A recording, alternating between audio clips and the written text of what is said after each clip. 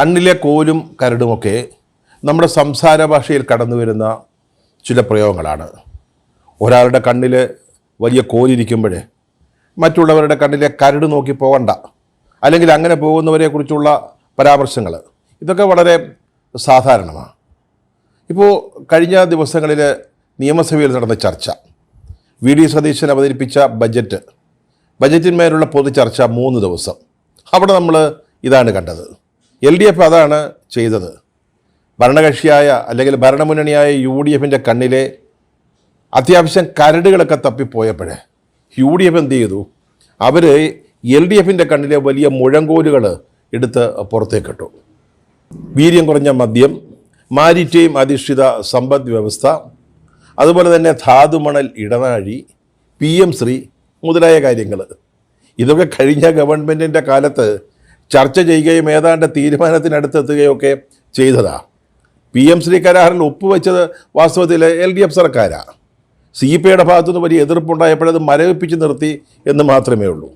ഇപ്പോൾ UDF PM ശ്രീയെക്കുറിച്ച് സംസാരിച്ചു തുടങ്ങിയപ്പോഴത്തേക്ക് നിങ്ങൾ RSSൻ്റെയും സംഘപരിവാരത്തിൻ്റെയും കുഴലൂത്തുകാരായി മാറി എന്നൊക്കെ പറഞ്ഞ് എന്തൊരു പെർഫോമൻസാണ് നിയമസഭയിൽ നടത്തിയെന്നറിയാം നമ്മുടെ മുൻ മുഖ്യമന്ത്രി പിണറായി വിജയൻ അടക്കമുള്ളവർ.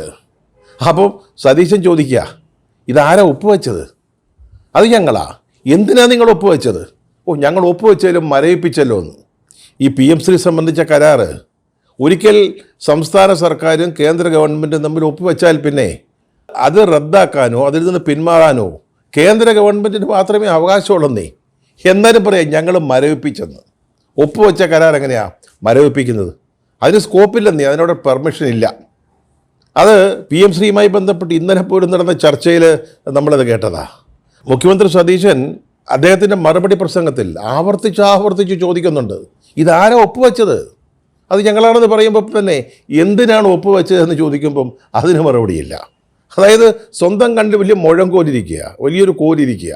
അത് വെച്ചുകൊണ്ടാണ് PM ശ്രീയെപ്പറ്റി സംസ്ഥാനത്തിൻ്റെ താല്പര്യങ്ങൾ സംരക്ഷിച്ചുകൊണ്ട് അത് നടപ്പാക്കാനുള്ള വഴികൾ ആലോചിക്കുമെന്ന് ഇപ്പോഴത്തെ ഗവൺമെൻറ് പറയുന്നതിനെ വിമർശിക്കാൻ LDF വരുന്നത്. ഇതിനേക്കാൾ വളരെ പ്രധാനപ്പെട്ട ഒരു കാര്യമായിരുന്നു വീര്യം കുറഞ്ഞ മദ്യം. സതീശൻ അവതരിപ്പിച്ച ബജറ്റിൽ വീര്യം കുറഞ്ഞ മദ്യത്തിൻ്റെ വിൽപ്പന നികുതിയെക്കുറിച്ചുള്ള ഒരു പരാമർശം ഉണ്ടായിരുന്നു. അത് വിൽക്കുമെന്ന് പറഞ്ഞിട്ടില്ല, അത് വിൽക്കാൻ തീരുമാനിച്ചതായിട്ട് പറഞ്ഞിട്ടില്ല, അതിലേതെങ്കിലും കമ്പനികൾക്ക് കരാർ കൊടുത്തതായിട്ട് പറയുന്നില്ല. എന്തെങ്കിലും വിൽക്കാൻ തീരുമാനിച്ചാൽ അതിൻ്റെ നികുതി നിരക്ക് ഈ താഴെ പറയുന്ന രീതിയിലായിരിക്കുമെന്ന് പറഞ്ഞ് ആ ഒരു ടേബിള്, ആ നികുതി നിരക്കിൻ്റെ ഒരു പട്ടിക കൊടുത്തു. അത് ബജറ്റിലാണ് ഉൾക്കൊള്ളിക്കേണ്ടത്. പിന്നീട് വേണമെങ്കിൽ തീരുമാനിക്കാം അത് വിൽക്കണോ വിൽക്കണ്ടയോ, അതിന് വിപണി അല്ലെങ്കിൽ വീര്യം കുറഞ്ഞ മദ്യത്തിലുള്ള വിപണി കേരളത്തിൽ തുറന്നു കൊടുക്കണോ, അതൊക്കെ നമുക്ക് പിന്നീട് തീരുമാനിക്കാവുന്നതേ ഉള്ളൂ. ഇന്നൊരു മറുപടി പ്രസംഗത്തിൽ കൃത്യമായിട്ട് സതീശൻ അത് പറഞ്ഞു. ഞങ്ങൾ തീരുമാനിച്ചിട്ടില്ലെന്നേ, അത് ഞങ്ങൾ രാഷ്ട്രീയമായിട്ടൊരു പൊളിറ്റിക്കൽ ഡിസിഷൻ എടുക്കണം. UDF അത്തരം മദ്യം വിൽക്കണോ, ഞങ്ങൾക്കൊരു മദ്യനയം ഉണ്ടാവും, ആ മദ്യനയം അനുസരിച്ചാണ് അത് വിൽക്കണോ വേണ്ടയോ തീരുമാനിക്കുക. പക്ഷേ ബജറ്റ് ഇപ്പോൾ അവതരിപ്പിച്ചു. അപ്പോൾ ബജറ്റിൽ ഈ നികുതി നിരക്ക് ഉൾക്കൊള്ളിക്കേണ്ടതുണ്ട്. അത് വിൽക്കാൻ തീരുമാനിക്കുകയാണെങ്കിൽ ബജറ്റിലാണ് വരേണ്ടത്. അത് പിന്നീട് ഫൈനാൻസ് ബില്ലിലും വരണം. അതുകൊണ്ട് ഉൾപ്പെടുത്തിയെന്നേ ഉള്ളൂ. വിൽക്കണോ വിൽക്കണ്ടയോ എന്ന് ഞങ്ങൾ തീരുമാനിക്കും. അപ്പോൾ ഈ ബജറ്റ് അവതരിപ്പിച്ചപ്പം മുതൽ പ്രതിപക്ഷം ഈ വീര്യം കുറഞ്ഞ മദ്യം, അതുപോലെ തന്നെ ധാതുമണൽ ഇടനാഴി, മാരിറ്റൈം എക്കണോമിക് വ്യവസ്ഥ, സാമ്പത്തിക വ്യവസ്ഥ, ഇതിൻ്റെയൊക്കെ പേരിൽ ഈ സർക്കാരിനെ വലിയ തോതിൽ ആക്രമിച്ചുകൊണ്ടിരിക്കുകയായിരുന്നു. അപ്പോൾ ഇന്നലത്തെ മറുപടി പ്രസംഗത്തിൽ സതീശന് കൃത്യമായിട്ട് ചില കാര്യങ്ങൾ അങ്ങോട്ട് പറഞ്ഞു. ഇതാരാണ് ഈ വീര്യം കുറഞ്ഞ മദ്യം എന്നൊരു ആശയം കേരളത്തിൽ കൊണ്ടുവന്നത്? അത് കഴിഞ്ഞ LDF സർക്കാരാണെന്നേ, നമ്മളാരുമല്ല. രണ്ടാം പിണറായി സർക്കാർ അധികാരത്തിൽ വന്ന 6 മാസത്തിനകം ബെക്കാർഡി എന്ന് പറയുന്ന മദ്യനിർമ്മാണ കമ്പനി അവരുടെ വീര്യം കുറഞ്ഞ മദ്യങ്ങൾ 0.5% മുതൽ 20% വരെ ആൽക്കഹോളിക് കണ്ടൻ്റുള്ള അല്ലെങ്കിൽ സ്പിരിറ്റിൻ്റെ അംശമുള്ള മദ്യം അല്ലെങ്കിൽ പാനീയം ഇവിടെ വിൽക്കുന്നതിനുള്ള അനുമതി തേടി പിണറായി സർക്കാരിനെ സമീപിക്കുന്നു. അന്നാരാ നമ്മുടെ എക്സൈസ് മന്ത്രി? സാക്ഷാൽ MV ഗോവിന്ദൻ മാക്സാ. അന്ന് അദ്ദേഹം മന്ത്രിയാ, ഇപ്പോഴത്തെ CPMൻ്റെ സംസ്ഥാന സെക്രട്ടറി. അപ്പോൾ അദ്ദേഹമാണ് ആദ്യമായിട്ട് വകുപ്പിനോട് നിർദ്ദേശം കൊടുക്കുന്നത്. ഈ വീര്യം കുറഞ്ഞ മദ്യം ഒന്ന് നിർവചിച്ച് അത് എങ്ങനെ നമുക്ക് വിൽക്കാം, അത് ഏത് നികുതി നിരക്കനുസരിച്ച് വിൽക്കാം എന്നുള്ളതിനെക്കുറിച്ച് ഒരു റിപ്പോർട്ട് ചോദിക്കുന്നത്. ഇപ്പം ഈ സർക്കാരൊക്കെ മാറി, മുഖ്യമന്ത്രി സതീശനാ, എക്സൈസ് മന്ത്രി ലിജുവാ. അപ്പോൾ അതിൻ്റെ ഫയലൊക്കെ അവരുടെ ഇരിപ്പുണ്ടെന്നേ, അവർക്ക് എപ്പോൾ വേണേലും അത് എടുത്ത് വായിച്ചു നോക്കാമല്ലോ. ഇന്നലെ സതീശൻ എന്താ ചെയ്തത്? MV ഗോവിന്ദൻ മാഷ് അന്ന് എഴുതിയ ഈ കത്ത് അല്ലെങ്കിൽ ഈ നിർദ്ദേശം, നൽകിയ നിർദ്ദേശം എടുത്ത് സഭയിലങ്ങ് വായിക്കുക. അപ്പോൾ എന്താ അതിൻ്റെ അർത്ഥം? ഇതാരാ തുടങ്ങി വെച്ചത്? അത് കഴിഞ്ഞിട്ട് 1922-23 മദ്യനയം, പിണറായി സർക്കാരിൻ്റെ മദ്യനയം, അതിനകത്ത് ഇത് ഉൾപ്പെടുത്തി. വീര്യം കുറഞ്ഞ മദ്യം വിൽക്കുന്നതിനുള്ള അനുമതി അത് മദ്യനയത്തിൽ ഉൾപ്പെടുത്തി. അതുമാത്രമല്ല, അത് വിൽക്കാൻ ആവശ്യമായ രീതിയിൽ വിദേശ മദ്യ ചട്ടങ്ങളിൽ മാറ്റം വരുത്തുകയും ചെയ്തു. അത് എക്സൈസ് മന്ത്രി നിയമസഭയിൽ തന്നെ പറഞ്ഞു, പിണറായി വിജയൻ സർക്കാരിൻ്റെ കാലത്ത്. ഇതൊക്കെ സതീശനങ്ങ് ചാമ്പി കൊടുത്തു. മറുപടിയില്ല. ഈ വീര്യം കുറഞ്ഞ മദ്യത്തിൻ്റെ നികുതി നിരക്ക് നിശ്ചയിച്ചുകൊണ്ട് ബജറ്റിൽ ഒരു വാചകം എഴുതി ചേർത്തപ്പോൾ കഴിഞ്ഞ മന്ത്രിസഭയിലെ എക്സൈസ് മന്ത്രി MB രാജേഷ് എന്താ ചോദിച്ചത്? എത്ര കിട്ടിയെന്ന്. ദമ്പടി എത്ര കിട്ടിയെന്നാ ചോദിച്ചത്. അതിനും കൊടുത്തു മറുപടി VD സതീശൻ ഇന്നലത്തെ പ്രസംഗത്തിൽ. അതേ ഒരു പഴയ കഥ പറഞ്ഞു. പിണറായിയുടെ ആദ്യ സർക്കാർ അന്നെന്തുവാ ചെയ്തത്? വിദേശ നിർമ്മിത വിദേശ മദ്യം, അതായത് വിദേശ രാജ്യങ്ങളിൽ ഉൽപ്പാദിപ്പിച്ച് ഇവിടെ കൊണ്ടുവന്ന് വിൽക്കുന്ന വിദേശ നിർമ്മിത വിദേശ മദ്യത്തിന് നിങ്ങൾ എത്ര ശതമാനമാണ് നികുതി ഏർപ്പെടുത്തിയത്? വെറും 75%. പക്ഷേ ഇവിടുത്തെ ഇന്ത്യൻ നിർമ്മിത വിദേശ മദ്യത്തിൻ്റെ നികുതി നിരക്ക് എത്ര? 251%. അതായത് വിദേശത്ത് നിർമ്മിച്ച് കൊണ്ടുവരുന്ന ഈ മദ്യത്തിന് വെറും 75% നിങ്ങൾ നികുതി നിരക്ക് ഏർപ്പെടുത്തി. അതിൻ്റെ അർത്ഥം എന്താ? നിങ്ങൾ ഈ ശിവാശ്രീ അലിയിൽ നിന്നോ അല്ലെങ്കിൽ ജോണി വാക്കർ കമ്പനിയിൽ നിന്നോ ഒക്കെ എന്തെങ്കിലും വാങ്ങിച്ചെന്നാണ്? അങ്ങനെയാണോ അതുകൊണ്ട് അർത്ഥമാക്കേണ്ടത്? അത് സതീശൻ ചോദിച്ചു. ഇതിനിടയ്ക്കതാ പുതിയൊരു വാർത്ത ഇന്ന് മാധ്യമങ്ങൾ റിപ്പോർട്ട് ചെയ്തിരിക്കുക. വീര്യം കുറഞ്ഞ മദ്യങ്ങൾ വിൽക്കുന്നത് സംബന്ധിച്ച തീരുമാനമെടുത്തു എന്ന് മാത്രമല്ല, അതിൻ്റെ ക്ലാസിഫിക്കേഷൻ വരെ അവരെ നടത്തി കഴിഞ്ഞിരിക്കുന്നു. ലോ ആൽക്കഹോളിക് ബിവറേജ്, അതായത് 0.5% മുതൽ 20% വരെ വീര്യമുള്ള ആൽക്കഹോളിക് കണ്ടൻ്റ് ഉള്ള മദ്യം, അത് ലോ ആൽക്കഹോളിക് ബിവറേജ്. രണ്ടാമത് ഹോർട്ടി ലിക്കർ, മൂന്നാമത് ഹോർട്ടി വൈൻ. ഹോർട്ടി ലിക്കർ ഞാൻ പഴവർഗ്ഗങ്ങൾ ഉപയോഗിച്ച് മദ്യം ഉണ്ടാക്കുന്നു. അത് 30% വരെ ആൽക്കഹോളിക് കണ്ടൻ്റ് ആവാം. അതിന് കേരളത്തിലെ ചില സഹകരണ സംഘങ്ങൾക്ക് അനുവാദം കൊടുക്കുകയും ചെയ്തു. ഷിടാ, ഇത് ക്ലാസിഫൈ ചെയ്യുക മാത്രമല്ല, വീര്യം കുറഞ്ഞ മദ്യം ക്ലാസിഫൈ ചെയ്യുക മാത്രമല്ല, നമ്മുടെ സഹകരണ സംഘങ്ങളെ കൊണ്ട് അത് ഉൽപ്പാദിപ്പിക്കാനുള്ള തീരുമാനവും എടുത്തിരിക്കുന്നു. ഇതിൽ പയ്യാവൂർ എന്ന് പറയുന്ന ഒരു സഹകരണ സംഘം ഈ ഡിസ്റ്റിലറി നിർമ്മിച്ചു തുടങ്ങിയെന്നേ. അവിടെ ഇനി ഇത് ഉൽപ്പാദിപ്പിച്ചാൽ മതി. അതിൻ്റെ ലൈസൻസ് വരുമ്പോൾ ഈ സർക്കാർ കൊടുക്കണ്ടായോ? കഴിഞ്ഞ ഗവൺമെൻറ് തീരുമാനമനുസരിച്ച് അവരിത് ഡിസ്റ്റിലറി ഉണ്ടാക്കുന്നു, അതുപയോഗിച്ച് അവർ ഹോർട്ടി ലിക്വർ ഉണ്ടാക്കുന്നു. അതിന് ലൈസൻസ് ചോദിക്കുമ്പോൾ കൊടുത്തല്ല പറ്റത്തുള്ളൂ. ഇതിങ്ങനെ തീരുമാനിച്ചത് ഈ നാട്ടിൽ വിൽക്കാൻ തന്നെയല്ലേ? ഈ ഹോർട്ടി ലിക്വർ എന്ന് പറയുന്ന സാധനം വീര്യം കുറച്ച് അത് 30% വരെ ആവാം. പിന്നെ ഹോർട്ടി വൈനും ഉണ്ട്. ഇത് സഹകരണ സംഘങ്ങൾ സ്ഥാപിക്കുന്ന മൈക്രോ ഡിസ്റ്റിലറികൾ ഉപയോഗിച്ചുണ്ടാക്കുന്നതേ അത് വിൽക്കാനല്ലയോ? എന്താ സംശയം? പിന്നെ അതവരെ കടലിൽ ഒഴുക്കിക്കളയാനാണോ? അതാ പറഞ്ഞത്. ഈ വീര്യം കുറഞ്ഞ മദ്യത്തിൻ്റെ കാര്യത്തിൽ കഴിഞ്ഞ സർക്കാർ വളരെയേറെ മുന്നോട്ട് പോയിരിക്കുന്നു. അവർ ബെക്കാർഡി കമ്പനിയും മറ്റുമായിട്ട് ചർച്ചകൾ നടത്തി ഇതിൻ്റെ നികുതി നിരക്ക് എന്തായിരിക്കണമെന്നുള്ളത് അതിൽ ധാരണയായി. പക്ഷെ തെരഞ്ഞെടുപ്പ് വന്നതുകൊണ്ട് അത് പ്രഖ്യാപിച്ചില്ല എന്ന് മാത്രമേ ഉള്ളൂ. എന്നിട്ടാണ് സതീശൻ അദ്ദേഹത്തിൻ്റെ ബജറ്റിൽ ഇത് സംബന്ധിച്ച നികുതി നിരക്കുകൾ തീരുമാനിച്ചു എന്നുള്ളതിൻ്റെ പേരിൽ എന്തോ കണ്ണിൽ വലിയ കോരിയിരിക്കുന്നു എന്ന മട്ടിൽ LDF ഈ ബജറ്റ് ചർച്ചയുടെ 3 ദിവസം നിയമസഭയിൽ കിടന്ന് ബഹളം വെച്ചത്.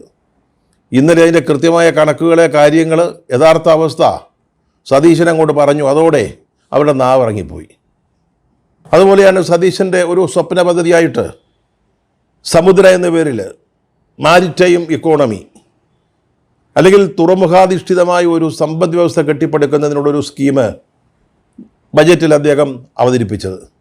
അത് കടൽ കൊള്ളയടിക്കാനാണ്, കടൽ ജനങ്ങളുടേതാണ്, കടലിനെ കൊള്ളയടിക്കാനായിട്ട് വിട്ടുകൊടുക്കരുത് എന്നൊക്കെ ആക്രോശിച്ചുകൊണ്ട് പ്രതിപക്ഷം രംഗത്ത് വന്നത്. പക്ഷെ അവരുടെ പ്രകടന പത്രിക ഒന്ന് എടുത്തു നോക്ക്. അതിൻ്റെ 7-ാം ഖണ്ഡികയിൽ പറയുന്നത് എന്താണ്? 1456 ചതുരശ്ര കിലോമീറ്റർ വിസ്തീർണമുള്ള സ്ഥലത്ത് 1700 ഏക്കറിൽ തുറമുഖാധിഷ്ഠിതമായൊരു സമ്പദ് വ്യവസ്ഥ കെട്ടിപ്പടുക്കുന്നതിനുള്ള പദ്ധതികൾ ആവിഷ്കരിച്ച് നടപ്പാക്കുമെന്ന് പറയുന്നത് LDFിൻ്റെ പ്രകടന പത്രികയിലാണ്.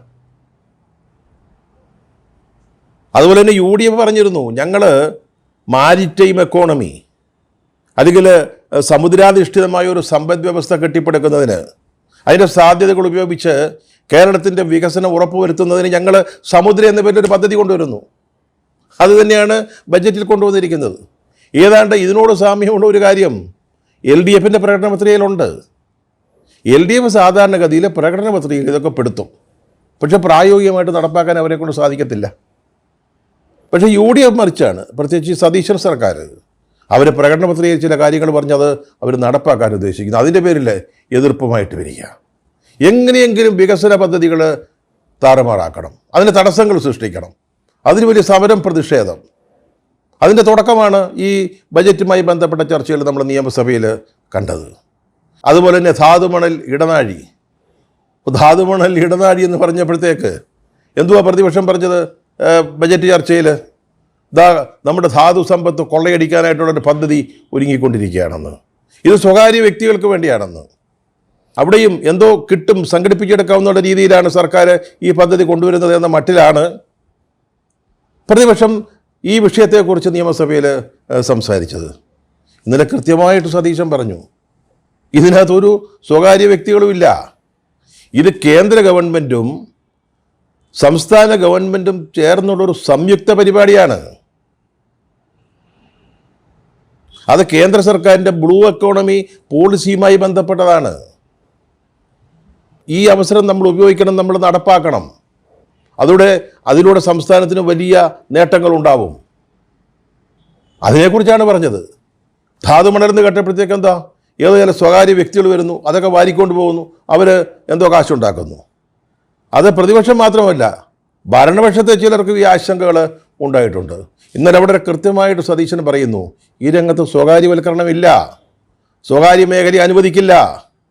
അതുമാത്രമല്ല, ഇത്തരത്തിലുള്ള വിലപ്പെട്ട തന്ത്രപ്രധാനങ്ങളായ ധാതു ലവണങ്ങൾ ഖനനം ചെയ്യുന്നതിനും വേർതിരിക്കുന്നതിനും സംസ്കരിക്കുന്നതിനും ഇന്ത്യൻ ഡയവേഴ്സ് പോലെയുള്ള കമ്പനികൾക്കേ അവകാശമുള്ളൂ.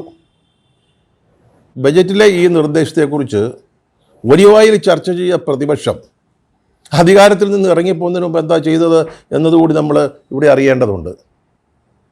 വോട്ടിങ്ങൊക്കെ കഴിഞ്ഞു, നമ്മൾ ഫലത്തിന് വേണ്ടി കാത്തിരിക്കുന്ന ആ ഇടവേളയിൽ എന്താ ചെയ്തത്? കേരള തീരത്ത് മോണോസൈറ്റ് ഖനനം ചെയ്യുന്നതിനും സംസ്കരിക്കുന്നതിനുമുള്ള അനുമതി, അല്ലെങ്കിൽ ഒരു പൈലറ്റ് പ്ലാന്റ് നിർമ്മിക്കുന്നതിനുള്ള അനുവാദം ഹൈദരാബാദിലെ ഒരു കമ്പനിക്ക് കൊടുത്തെന്ന്. തെലങ്കാന സർക്കാർ പല കാരണങ്ങളായിട്ട് അന്വേഷണം നടത്തിക്കൊണ്ടിരിക്കുന്ന ഒരു കമ്പനിയാണ്. ആ കമ്പനിക്ക് ഞാൻ കൊടുത്തു എന്ന്. ധാതുമണൽ ഇടനാഴി എന്ന് പറഞ്ഞപ്പോഴേക്ക് അരിശം കൊണ്ട പ്രതിപക്ഷം അധികാരത്തിൽ നിന്ന് ഇറങ്ങിപ്പോകുന്നതിന് തൊട്ട് മുമ്പ് 3-ാം തവണ വരുമെന്ന് ഒറ്റ വിചാരിച്ചിട്ടായിരിക്കും, അത് നമുക്കറിഞ്ഞുകൂടാ. പക്ഷേ വോട്ടെടുപ്പ് കൂടെ കഴിഞ്ഞതിന് ശേഷം ഹൈദരാബാദിലെ ഒരു കമ്പനിക്ക് ഈ ലൈസൻസ് കൊടുത്തതിനെക്കുറിച്ച് ഇന്ന് പത്രങ്ങളിൽ മാധ്യമങ്ങളിൽ വാർത്ത വന്നിരിക്കുക. അപ്പോൾ എന്താ ഇവർക്ക് ഇത്തരം കാര്യങ്ങളിലുള്ള ഒരു ആത്മാർത്ഥത? കേരള തീരത്ത് 5000 കോടി രൂപ വില വരുന്ന മോണോസൈറ്റ് ഉണ്ടെന്നാണ് കണക്കാക്കിയിരിക്കുന്നത്. 2025 ജൂണിൽ ഇക്കാര്യത്തിനുള്ള താൽപ്പര്യ പത്രം ക്ഷണിച്ചു. 2026 ജാനുവരിയിൽ ടെൻഡർ വിളിച്ചു. അതിൻ്റെ അടിസ്ഥാനത്തിലാണ് ഇപ്പോൾ കഴിഞ്ഞ വെറും 2-3 മാസങ്ങൾക്ക് മുമ്പ് ഇതിൻ്റെ അനുമതി നൽകിയിരിക്കുന്നത്. അങ്ങനെ 2-3 കാര്യങ്ങൾ ഇല്ലാ കഥകൾ മെനഞ്ഞ് സംസ്ഥാന സർക്കാരിനെ പ്രതിക്കൂട്ടിലാക്കാനാണ് പിണറായി വിജയൻ്റെ നേതൃത്വത്തിലുള്ള പ്രതിപക്ഷം നിയമസഭയിൽ ശ്രമിച്ചത്. ഇത് ഞങ്ങൾ നടത്തുമ്പം ശരി, മറ്റുള്ളവർ നടത്തുമ്പം കൊള്ള. അതാണോ നിങ്ങളുടെ ഉദ്ദേശം? അതാണ് പറഞ്ഞത്. സ്വന്തം കണ്ണിൽ വലിയ മുഴുക്കോലിരിക്കുകയാണ്, എന്നിട്ടാണ് അന്യരുടെ കണ്ണിലെ കരട് അന്വേഷിച്ച് നടക്കുന്നത്. PM ശ്രീ അത് ഇന്നലെ തന്നെ പൊളിച്ചടുക്കി. അതുപോലെ തന്നെ വീര്യം കുറഞ്ഞ മദ്യം, ധാതുമണൽ സംസ്കരണ രംഗത്ത് സ്വകാര്യ മേഖലയെ അനുവദിക്കാൻ പോകുന്നു, കരിമണൽ കൊള്ള നടത്താൻ പോകുന്നു എന്ന ആരോപണം.